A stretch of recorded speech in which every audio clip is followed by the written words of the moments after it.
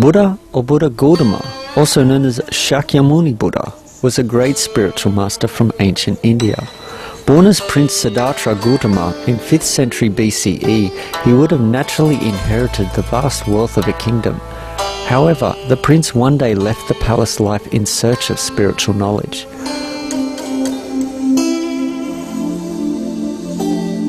After years of contemplative seeking, the Buddha attained enlightenment under the Buddha tree. He then shared the merits of his practice by providing a method for other sentient beings to be freed from the cycle of death and rebirth. The rich treasury of Buddha's spiritual teachings on universal truths are studied and revered to this day for their deep wisdom and compassion. Today we would like to share with you the sage teachings of the Buddha. Excerpts of Chapter 5 of the Sutra of the Lotus of the Wonderful Dharma, also known as the Lotus Sutra.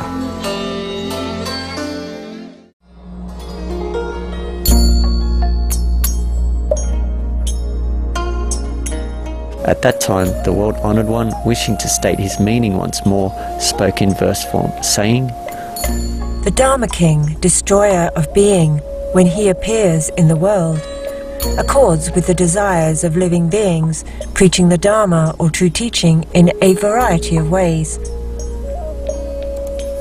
The Tathagata or Buddha, worthy of honor and reverence, is profound and far-reaching in wisdom. For long he remained silent regarding the essential, in no hurry to speak at once. If those who are wise hear of it, they can believe and understand it. But those without wisdom will have doubts and regrets, and for all time will remain in error. For this reason, Kashyapa, he adjusts to the person to gain a correct view.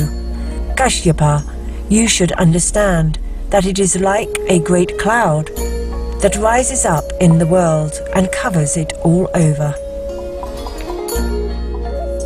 This beneficent cloud is laden with moisture. The lightning gleams and flashes, and the sound of thunder reverberates afar, causing the multitude to rejoice. The sun's rays are veiled and hidden. A clear coolness comes over the land. Masses of darkness descend and spread. You can almost touch them. The rain falls everywhere, coming down on all four sides. Its flow and saturation are measureless, reaching to every area of the earth, to the ravines and the valleys of the mountains and streams, to the remote and secluded places where grow plants, bushes, medicinal herbs, trees large and small, 100 grains, rice seedlings, sugarcane, grapevines. The rain moistens them all, none ails to receive its full share. The parched ground is everywhere watered, herbs and trees alike grow lush. What falls from the cloud is water of a single flavour, but the plants and trees, thickets and groves, each accepts the moisture that is appropriate to its portion. All the various trees, whether superior, middling or inferior, take that is fitting for large or small, and each is enabled to sprout and grow. Root, stem, limb, leaf, the glow and hue of flower and fruit, one rain extends to them, and all are able to become fresh and glossy, whether their allotment of substance, form and nature is large or small. The moistening they receive is one, but each grows and flourishes in its own way. The Buddha is like this when he appears in the world, comparable to a great cloud that covers all things everywhere. Having appeared in the world for the sake of living beings, he makes distinctions in expounding the truth regarding phenomena. The great sage, the world-honoured one, to heavenly and human beings, in the midst of all beings, pronounces these words: I am the Tathagata, most honoured of two-legged beings. I appear in the world like a great cloud that showers moisture upon all the dry and withered living beings, so that all are able to escape suffering, gain the joy of peace and security, the joys of this world, and the joy of nirvana, or highest happiness. All of you heavenly and human beings of this assembly, listen carefully and with one mind. All of you should gather around and observe the one of unexcelled honour. I am the world-honoured one. None can rival me.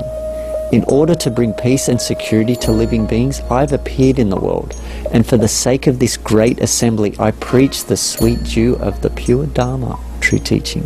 This Dharma is of a single flavour, that of emancipation, nirvana, highest happiness. With a single wonderful sound, I expound and unfold its meaning.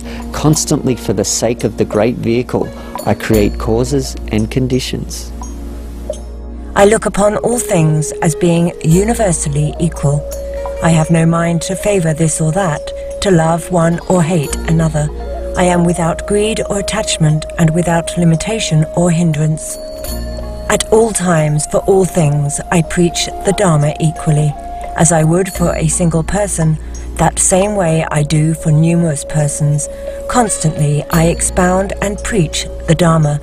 Never have I done anything else, coming, going, sitting, standing, never to the end growing weary or disheartened.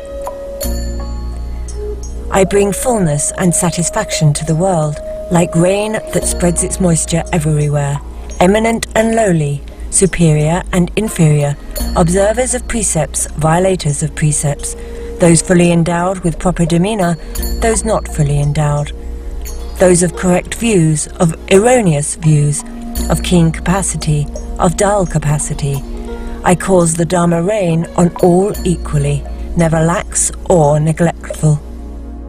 When all the various living beings hear my Dharma, they receive it according to their power, dwelling in their different environments. Some inhabit the realm of human and heavenly beings, of wheel-turning sage kings, Shakra, Brahma, and the other kings. These are the inferior medicinal herbs.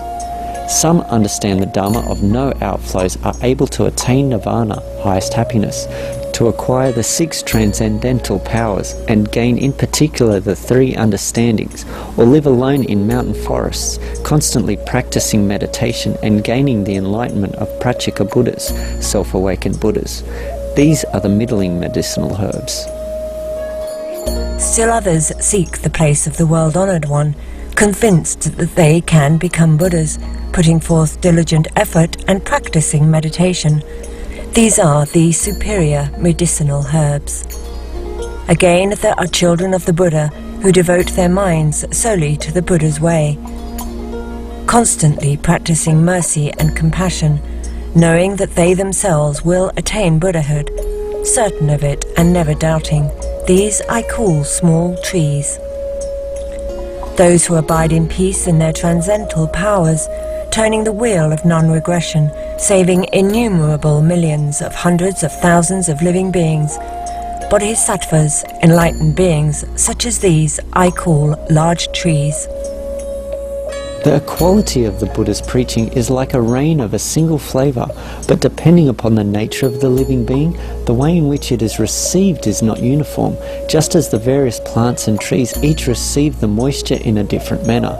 The Buddha employs this parable as an excellent means to open up and reveal the matter, using various kinds of words and phrases and expounding the single Dharma.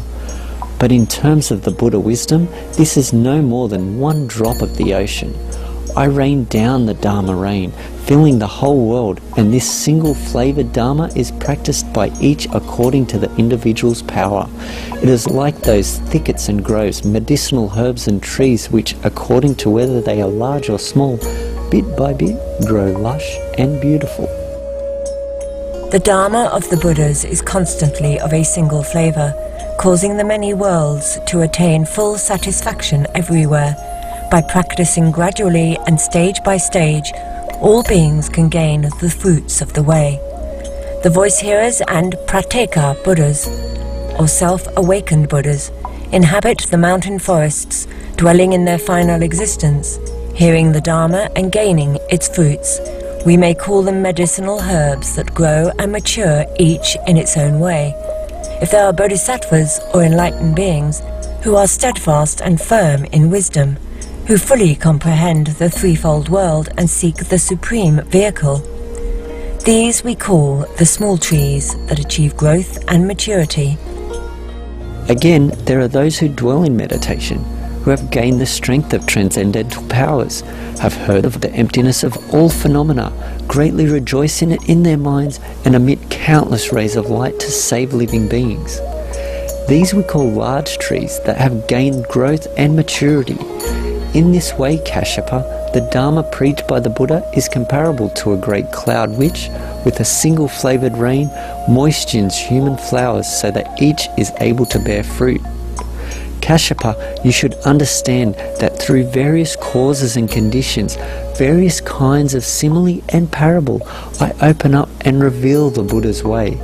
This is an expedient means I employ, and the same is true of the other Buddhas. Now for you and the others I preach the utmost truth. None in the multitude of voice-hearers has entered the stage of extinction. What you are practicing is the Bodhisattva's way, and as you gradually advance in practice and learning, you are all certain to attain Buddhahood.